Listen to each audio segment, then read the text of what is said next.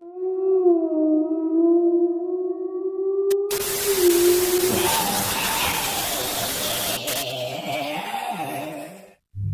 suatu malam di sebuah kedai kari pinggir jalan, terlihat seorang wanita tua bernama Nyonya Ciu ditemani anak gadisnya yang bernama Siu.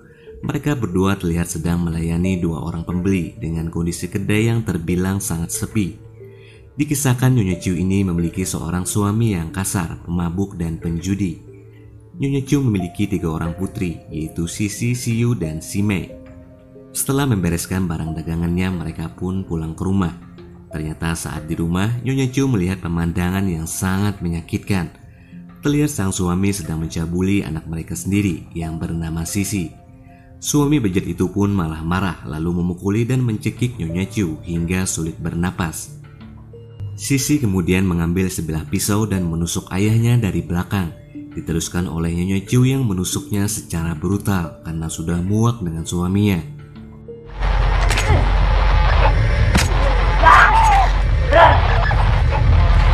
Untuk menghilangkan barang bukti, Nyonya Ciu memotong-motong tubuh suaminya dan dijadikan bahan baku untuk masakan karinya. Dari sinilah keluarga psikopat mereka dimulai. Di hari berikutnya, kedai Nyonya Ciu terlihat menjadi ramai pelanggan. Seorang pelanggannya pun berkata, kari sapinya menjadi semakin enak.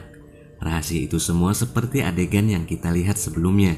Kari sapi yang dicampur dengan daging suaminya sendiri. Dan menjadilah makanan berupa kari yang sangat lezat. Resep itu juga mampu membuat pengunjung setiap harinya datang dan balik lagi, hingga akhirnya kecanduan.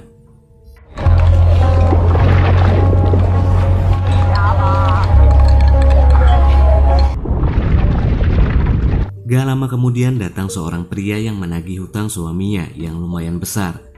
Nyonya Ciu berjanji akan melunasinya dalam 2 hari lagi. Karena melihat dan mencium aroma enak pada karinya, pria itu pun memesan 1 mangkok kari sapi untuk dimakan.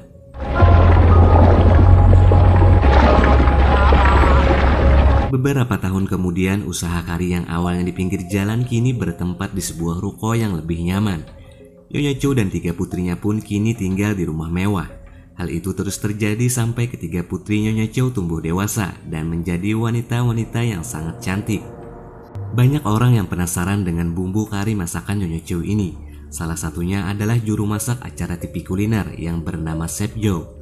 Chef Joe mengajak Nyonya Ciu untuk bekerja sama, di mana restoran karinya akan dipromosikan di TV secara gratis, asalkan ia memberitahu resep rahasia karinya itu.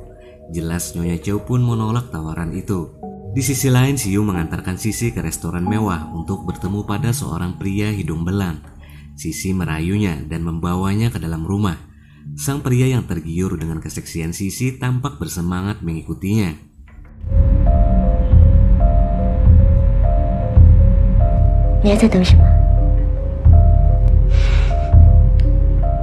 Di sana Sisi menggiring sang pria ke kamar dan mengajak pria itu untuk bercocok tanam, yang mana itu adalah rencana yang sudah direncanakan sejak awal.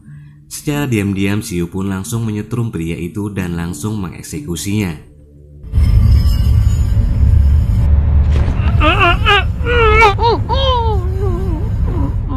Dari sinilah diketahui bagaimana cara mereka mencari daging manusia untuk dijadikan masakan kari.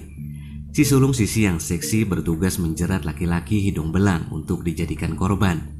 Anak kedua Siu bertugas melumpuhkan korban yang telah dibawa pulang oleh Sisi.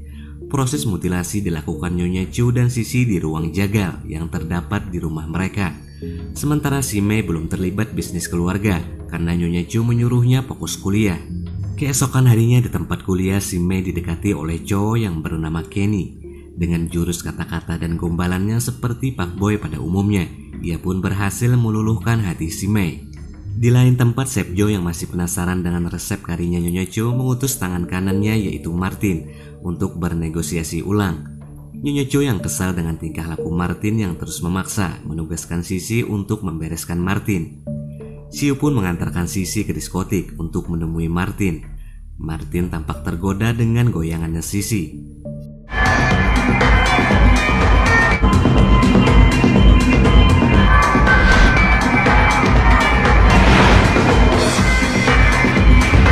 Sementara itu Xiu yang menunggu terlihat tertarik dengan dagangan mainan yang dibawa oleh seseorang. Namun dari kejauhan terlihat seorang pria sedang memperhatikannya. Tak lama kemudian 2 orang preman mengganggu Xiu dan sedikit menggodanya. Akhirnya pria itu pun datang dan mengusir 2 preman itu.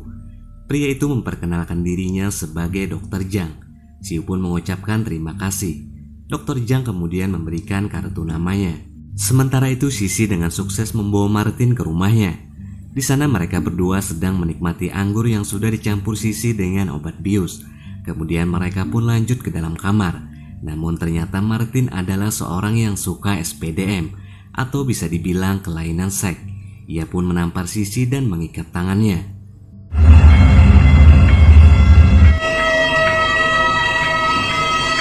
Kemudian ia bersiap untuk melakukan aksi bercocok tanam kepada Sisi yang dalam posisi terikat. Ia pun tak segan menampar Sisi demi kepuasan nafsunya. Hingga akhirnya efek dari obat tersebut mulai bekerja. Martin pun jatuh dan akhirnya tak sadarkan diri. Seperti biasa Sisi kembali membawa si korban ke tempat eksekusi untuk dijadikan bahan baku masakan kari ibunya. Terlihat Sisi yang menyimpan dendam mendatanginya. Martin terlihat panik ketika melihat sebuah akuarium yang berisi potongan tangan manusia. Ia pun semakin panik ketika melihat Sisi mendorong meja besi yang di atasnya terdapat alat-alat menyiksa. Burungnya dipukul dengan palu dan akhirnya Sisi lalu menangis di samping ibunya. Terlihat Sisi menyesal karena kecanduan untuk membunuh dan tak bisa berhenti. Nyonya Chu pun hanya bisa diam dan tersenyum dingin sembari berusaha menenangkan Sisi. Di sisi lain si Mei terpesona dengan ketampanan dan tingkah laku Kenny. Tanpa si Mei sadari ternyata Kenny adalah pria fuckboy. Dengan mulusnya Kenny berhasil mengajak si Mei bolos kuliah dan pergi berdua ke tempat karaoke. Ternyata di tempat ini Kenny berencana melakukan hal buruk kepada si Mei. Ia mencampurkan obat bius ke minuman si Mei hingga akhirnya si Mei pun tak sadarkan diri. Ketika tersadar si Mei mendapati dirinya telah bugil.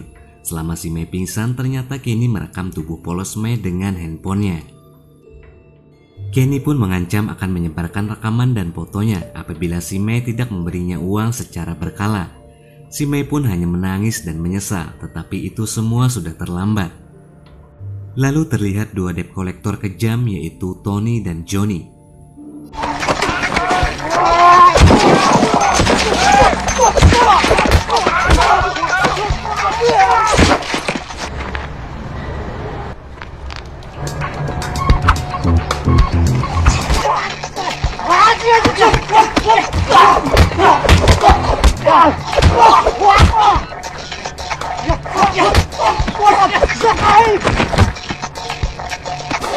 Dengan kelihayan bela dirinya, Johnny berhasil melumpuhkan orang-orang yang telat bayar hutang dengan mereka.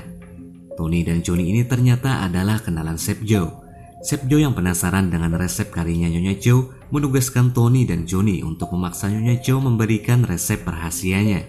Malam itu Tony dan Johnny pun langsung mendatangi restoran Nyonya Joe. Mereka bertemu dengan Sisi dan Xiu yang sedang membereskan untuk menutup dagangannya.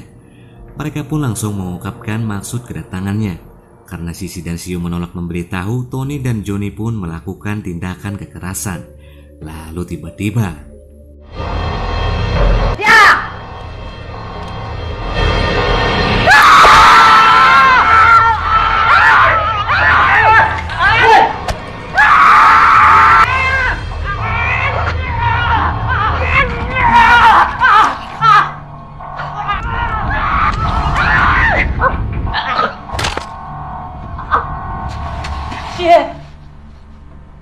pasca kejadian semalam, Xiu pun mengalami luka yang cukup serius. Teringat pria yang pernah menolongnya tempo hari yaitu Dr. Zhang. Ia kemudian mendatangi klinik Dr. Zhang untuk berobat. Dari sinilah mulai tumbuh benih-benih cinta antara mereka berdua. Keesokan harinya Kenny mendatangi restoran Nyonya Chu dan memaksa Mei untuk memberikan uang dengan ancaman akan menyebarkan video bugilnya. Namun obrolan itu tengah dipantau oleh kakaknya dan Nyonya Chu. Sang kakak yang selalu turut ikut campur dalam permasalahan kedua adiknya kemudian menginterogasi Mei. Dan akhirnya si Mei pun menceritakan semuanya. Saat tengah memasak kari, Siu dikagetkan dengan kedatangan Dr. Jang secara tiba-tiba. Di sana ia ingin mengajak Siu untuk bertemu nanti malam. Hubungan mereka pun terpantau oleh Nyonya Chu dan kakaknya. Ternyata malam itu Dr. Jang ingin mengungkapkan perasaannya terhadap Siu. Sepjo yang masih penasaran dengan resep karinya Nyonya Chu, akhirnya ia pun memutuskan untuk turun tangan sendiri ke restoran Nyonya Chu. Kali ini ia mengancam akan mencemarkan nama baik resto Nyonya Chu ke dinas kesehatan apabila tidak mau memberikan resep kari istimewanya itu, sehingga restonya akan ditutup oleh dinas kesehatan. Dirasa tidak memiliki pilihan lain, akhirnya Nyonya Chu pun menyetujuinya.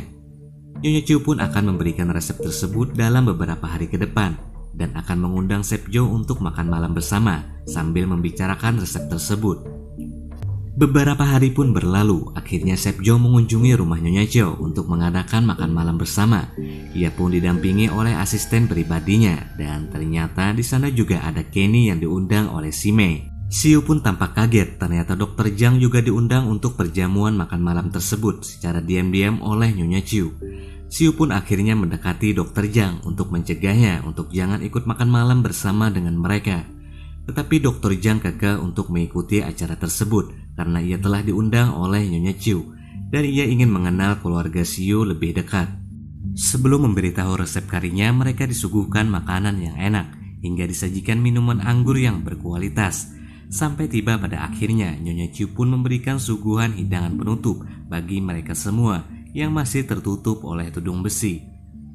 Akhirnya Nyonya Chu pun memberitahukan kepada semua orang di sana apa yang menjadi rahasia karinya sangat lezat, dan Nyonya Chu pun akhirnya mengatakan bahwa karinya sangat lezat karena menggunakan daging manusia sambil membuka tudung besi, dan ternyata itu adalah kepala Martin.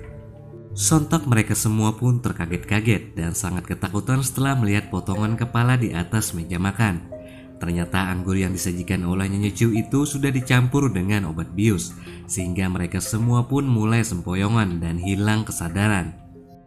Akhirnya aksi pembunuhan pun dimulai dengan Sisi yang membunuh asisten Sepjo, dan Kenny yang melihat pembunuhan tersebut, ia pun mencoba untuk melarikan diri dengan setengah sadar dan tidak sadar. Tetapi akhirnya ia pun terjatuh dan si Mei pun mulai mengeksekusinya. Saat di ruang eksekusi, Siu pun memohon kepada ibunya agar melepaskan Dr. Jang karena ia adalah pria yang baik, tidak seperti pria yang lainnya yang selalu mempermainkan hati wanita. Akhirnya Nyonya Chu pun menyodorkan selembar foto di mana Dr. Jang sedang memeluk mesra seorang wanita. Siu pun merasa sakit hati karena pria yang dicintainya telah mengkhianatinya, dan Siu pun akhirnya menyerahkan Dr. Jang kepada ibu dan kakaknya untuk dieksekusi. Mereka pun mulai mengeksekusi Sepjo beserta asistennya, sedangkan Dr. Jang dibiarkan terlebih dahulu. Siu yang menunggu di luar melihat HP Dr. Jang tiba-tiba berdering dan terlihat foto wanita tersebut, yang ternyata wanita itu adalah adik Dr. Jang, bukan kekasihnya. Siu pun bergegas kembali ke ruang eksekusi dan mengatakan kepada ibunya bahwa Dr. Jang tidak seperti yang mereka kira. Namun pembelaan itu tak digubris oleh ibunya. Tanpa berpikir panjang, Siu pun menelpon polisi memberitahukan bahwa sudah terjadi pembunuhan di tempatnya. Akhirnya polisi pun berdatangan dan menangkap semua anggota Nyonya Chu. Dr. Jang pun berhasil diselamatkan oleh Siu. Meskipun Siu juga harus ditangkap oleh polisi dan harus mendekam di penjara dalam waktu yang lama. Dan film pun berakhir.